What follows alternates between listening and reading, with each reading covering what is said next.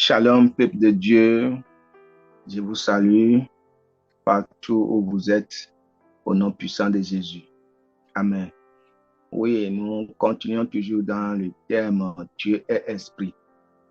Bien-aimé, Dieu est esprit et au temps de Jésus, plusieurs des scribes et des pharisiens, même certains de ses disciples, ne savent pas que pour vraiment adorer Dieu, il faut l'adorer en esprit. Ils ne savent pas que Dieu est un Dieu invisible qui est un peu partout et qu'il faut l'adorer en esprit. Donc, vous voyez, donc c'est ça. Et dans nos jours, si nous continuons de regarder Dieu de manière charnelle, bien aimé, nous aurons toutes les difficultés dans le monde. Parce que Dieu n'est pas Dieu charnel. Et lorsque vous tournez vers un Dieu charnel, vous n'aurez jamais pas gain de cause. Vous n'aurez pas la solution de vos problèmes, de vos difficultés. Et c'est pourquoi plusieurs sont dans l'église et se disent qu'ils sont chrétiens. Plusieurs sont dans les groupes de prière et se disent qu'ils sont vraiment nés de nouveau.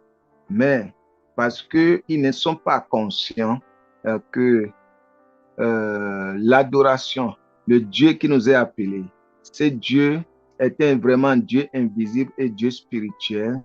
Et beaucoup l'adorent vraiment dans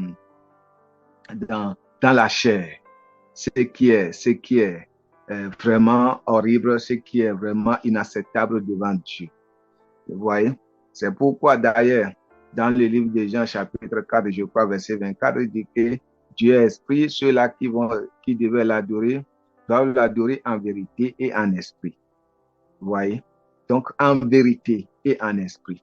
Pour vraiment adorer Dieu en vérité, il faut être convaincu qu'il est un Dieu de l'esprit. Il est convaincu que le Seigneur est avec lui.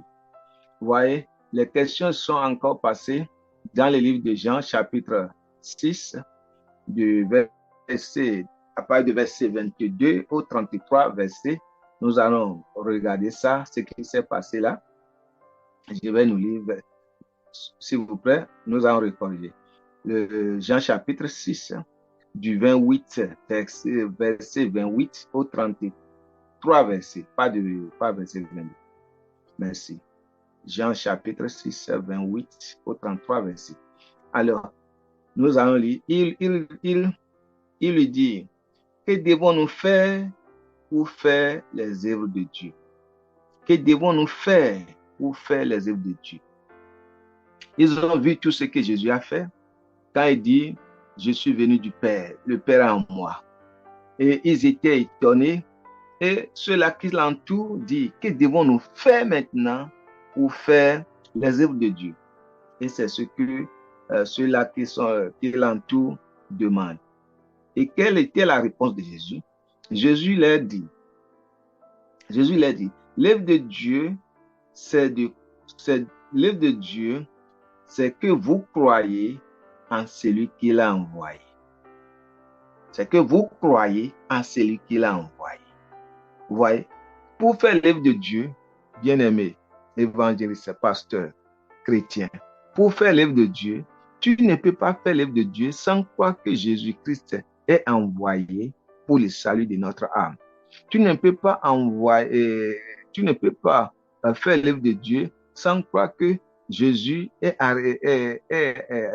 arrivé sur la terre, versé son sang pour la guérison de notre âme. Parce que notre âme était malade. Notre âme était vraiment... Adam a vendu notre âme à Satan. Voyez-vous? Donc, il faut quelqu'un par l'esprit et pour le rachat de notre âme, de notre esprit. Et lorsque notre âme, notre esprit a été racheté, c'est en ce moment, bien aimé, que nous aurons maintenant la guérison physique la guérison physique. Parce que le spirituel, c'est ça qui contrôle toutes choses. N'oublions pas que nous sommes en train de dire, de parler sur le Dieu spirituel, le Dieu invisible. Et parce qu'il est spirituel, il est invisible et tout puissant, il est partout, bien aimé. C'est pourquoi il est lui-même. Alléluia. C'est pourquoi il prend contrôle sur tout le monde. C'est pourquoi il prend contrôle. Quand, vous savez, quand Moïse dit, maintenant, qui je vais leur dire, qui m'a envoyé? Moïse dit, mais les gens vont me poser cette question. Ils vont me demander, mais de quel Dieu tu parles? Quand il a envoyé Moïse à l'Égypte pour délivrer les Israélites, ses enfants, Moïse aussi a cru cette parole à la chair, dit non, ça là c'est impossible. Non, ce n'est pas vrai. Comment cela va se passer? Maintenant, qu'est-ce que je vais leur dire? Bien-aimé, peut-être tu connais la version de Moïse, de Dieu. Qu'est-ce que Dieu a dit? Dit, je suis. C'est Jésus qui t'a envoyé. Jésus qui t'a envoyé. Alléluia. Il est celui qu'il est. C'est Jésus qui t'a envoyé. Bien-aimé. Et c'est ça. Donc, les personnes ici, vous savez, dans ce livre, dans ce Nouveau Testament, ici en Jean, du verset 28 au 33 verset, ils ne savent pas ça. Ils continuent de regarder Dieu selon Dieu de la chair, etc. Lorsque un chrétien continue de regarder Dieu selon Dieu de la chair, il va toujours marcher dans la chair, alors que la chair, c'est la destruction. Oh, il va prier un peu. Il va voir que, bon, mes prières, vraiment, ça n'évolue pas. Qu'est-ce qu'il faut faire?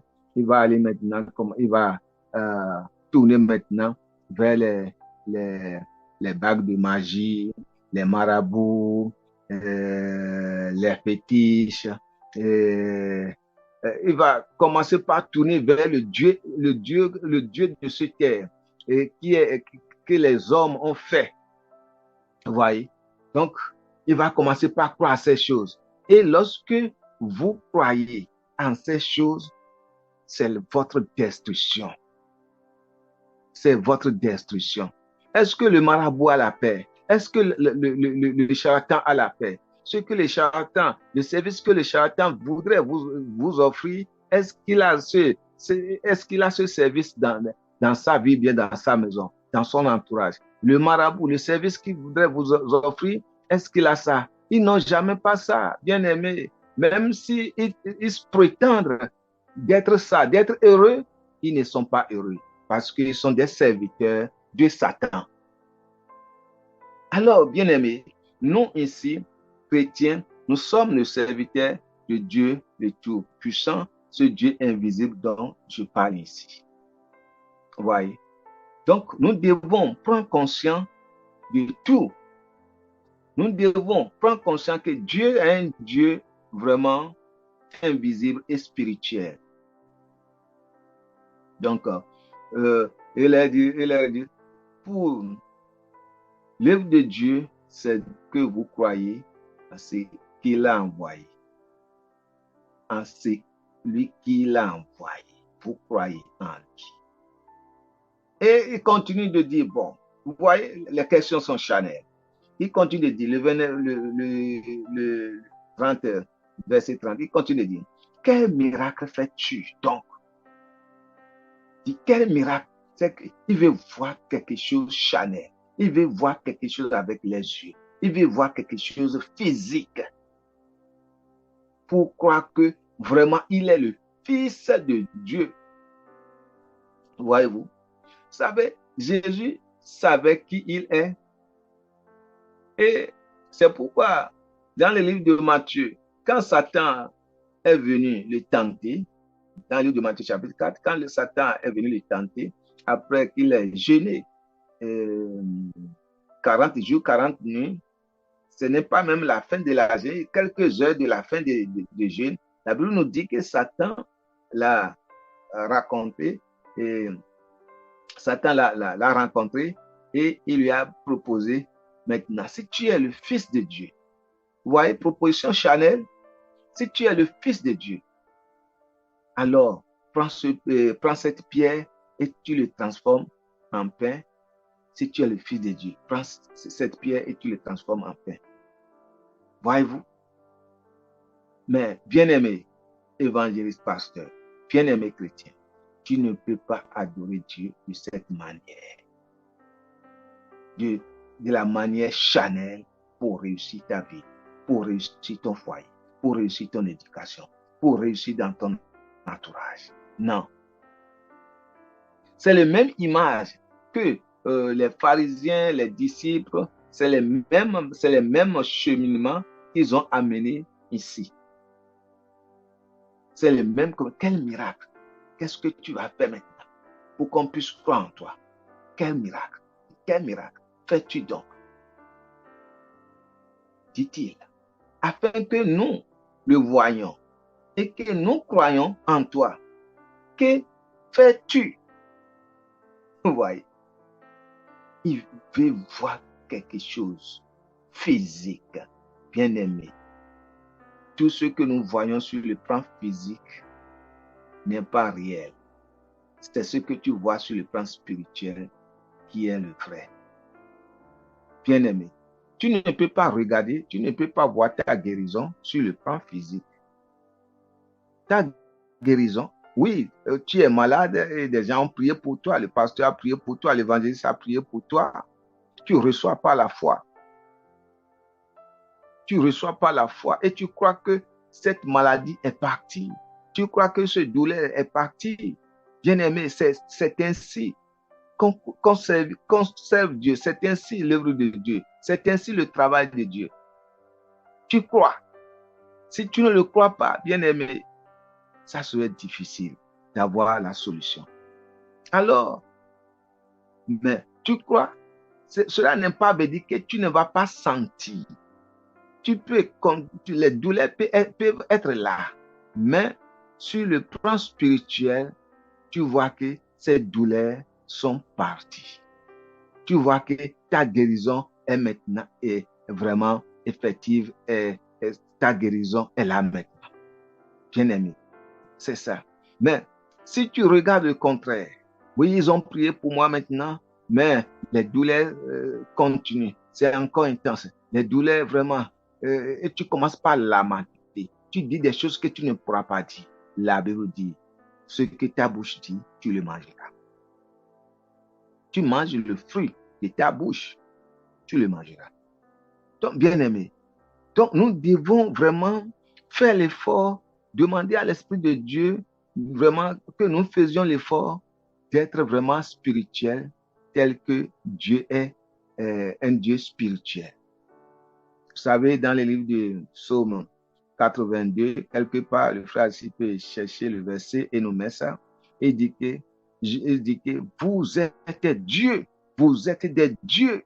Dieu nous a créés spirituels et Dieu nous a créés en son image. Et Dieu nous a créés Dieu sur la terre. Voyez-vous? Bien-aimés.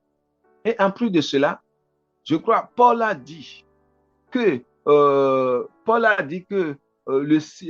les anges, tout le monde, attendent maintenant la manifestation, la révélation des fils de Dieu. Ils attendent, même les anges attendent maintenant que les fils de Dieu, les enfants de Dieu se manifestent la gloire de Dieu, manifestent la guérison, manifestent tout, manifestent que Dieu est spirituel, que Dieu n'est pas un Dieu charnel, manifeste. Dieu nous a donné tout ce monde. Le monde nous a été donné. Tout le continent du monde nous a été donné. Oh, bien-aimé, oui, je suis en France, je suis en Amérique, je suis en Asie, nous ne sommes pas étrangers. Oui, le pays là où tu es peut dire que toi, tu es un étranger. Bien-aimé, n'importe où tu es, tu n'es pas un étranger. Tu es un citoyen. Et ils ne le savent pas.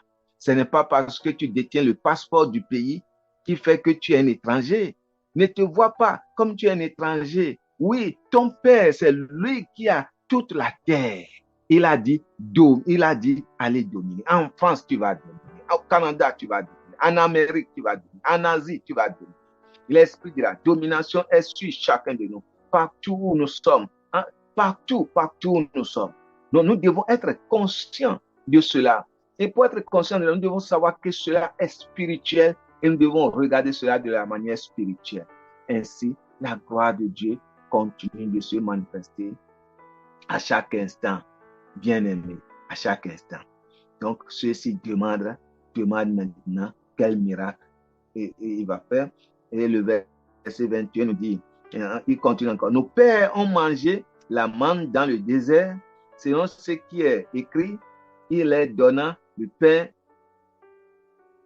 pain du ciel à manger. Jésus leur dit, en vérité, je vous l'ai dit, Moïse ne vous a pas donné le pain du ciel, mais mon Père vous donne le vrai pain du ciel. Car le pain de Dieu, c'est celui qui descend du ciel et qui donne la vie au monde. C'est lui qui descend. Vous voyez, il a parlé en parabole et spirituel. Jésus parle toujours en parabole et spirituel. Regardez comment il les a donné cette réponse-là. Continue de le perturber.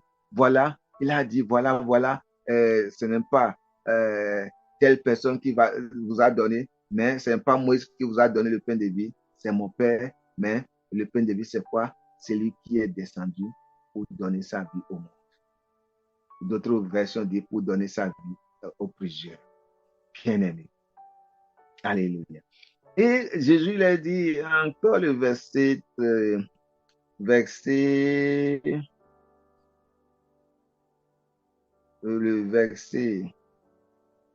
je saute maintenant le verset 35. Jésus l'a dit, je suis le pain de vie, et celui qui vient à moi n'aura jamais faim, et celui qui croit en moi n'aura jamais soif. N'aura jamais soif. Oui, il veut faire l'œuvre de Dieu. Et voilà les questions. Voilà les questions, bien-aimés dans le Seigneur. Voilà les questions. Encore, bien-aimés, nous allons, avant de clôturer pour ce soir, nous allons encore regarder quelque chose dans le livre de Jean toujours. Dans le livre de Jean toujours. Jean chapitre 9. Jean chapitre 9. Ils ont encore posé quelques questions là. Quelques questions ont été posées là. Du premier au troisième verset. Du premier au troisième verset, Jean chapitre 9, du premier au troisième verset. Qu'est-ce qui s'est passé ici encore, bien-aimé? Jésus, Jean 9 maintenant, je vais lire du premier au troisième verset. Jésus, en passant, Jésus vit un homme. Excusez, parce que je suis à l'étranger, la Bible avec laquelle j'utilise est un peu fine là. Excusez pour les ratés. Amen. Ok. Jésus vit en passant un homme aveugle de naissance. Vous voyez? Jésus vit en passant un homme aveugle de naissance. Et ses disciples lui fit cette question. Rabbi, qui a péché, cet homme ou ses parents, pour qu'il soit né aveugle? Bien-aimé, souvent, c'est des problèmes, c'est des questions que nous posons. C'est des questions quand nous avons des difficultés, quand nous avons des problèmes, quand nous avons été malades, bien-aimés. C'est des questions que nous nous posons, bien-aimés. Et c'est pourquoi cette question est arrivée. Qui a péché? Qui a péché? Parfois, vous savez, tu te condamnes. Oui, parce que je suis né de parents pauvres, c'est pourquoi ma vie est telle. Parce que je suis né de parents qui ont des diabètes, c'est pourquoi moi aussi maintenant, cette maladie est héréditaire. Moi aussi maintenant, je possède maintenant cette maladie. Cet esprit d'hypertension me suit parce que c'est ça qui a suivi mes parents, etc. Bien aimé.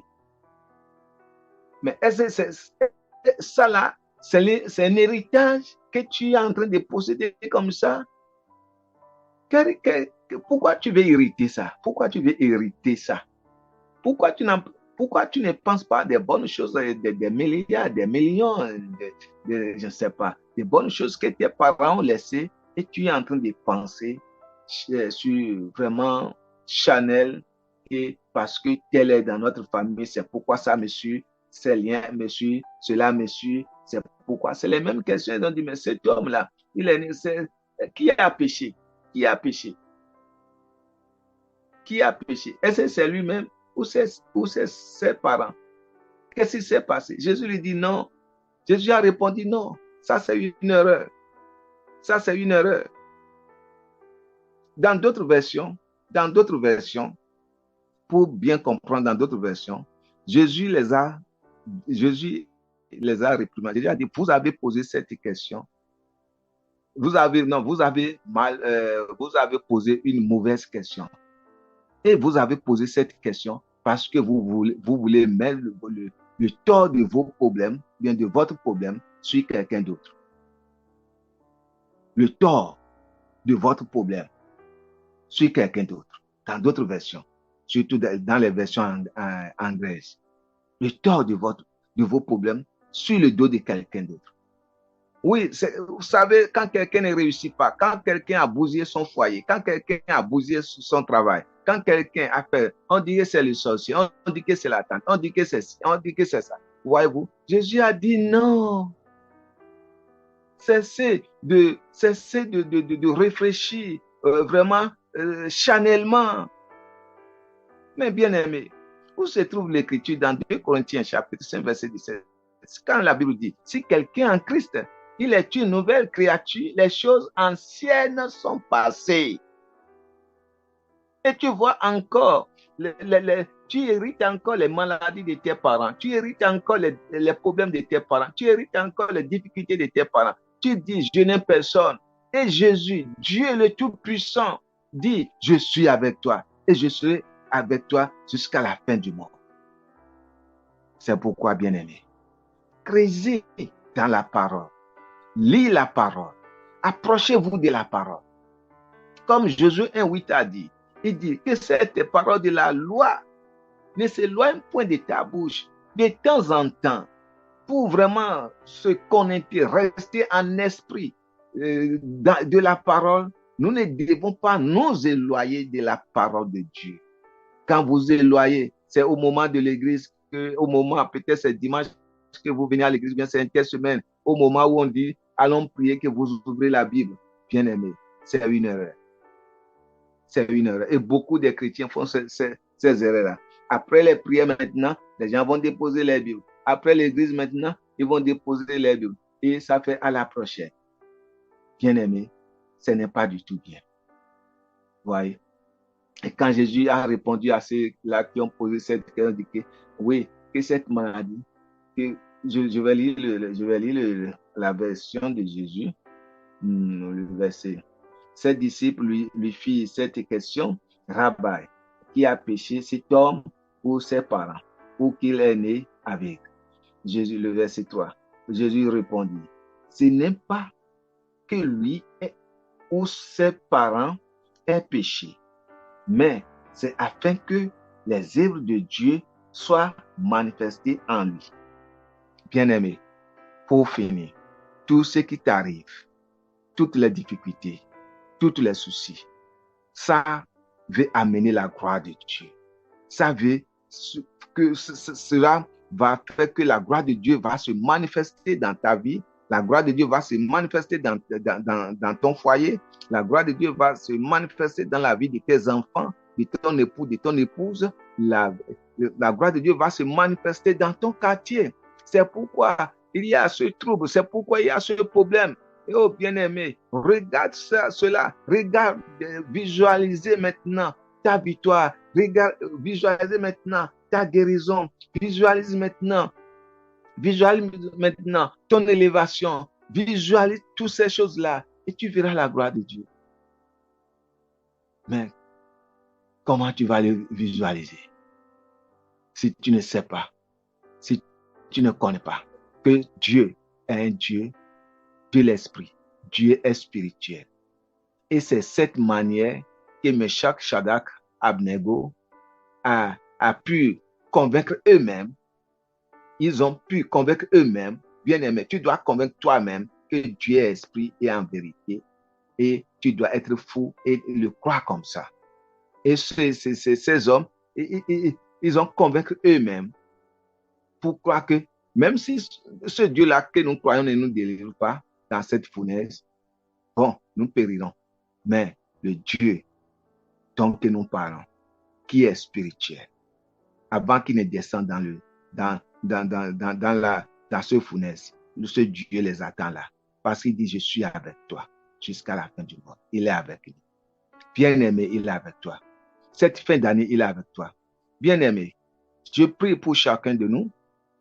Je prie pour ceux-là qui vont se connecter après, que nous allons traverser cette année en beauté pour aller en 2024, janvier 2024, au nom puissant de Jésus.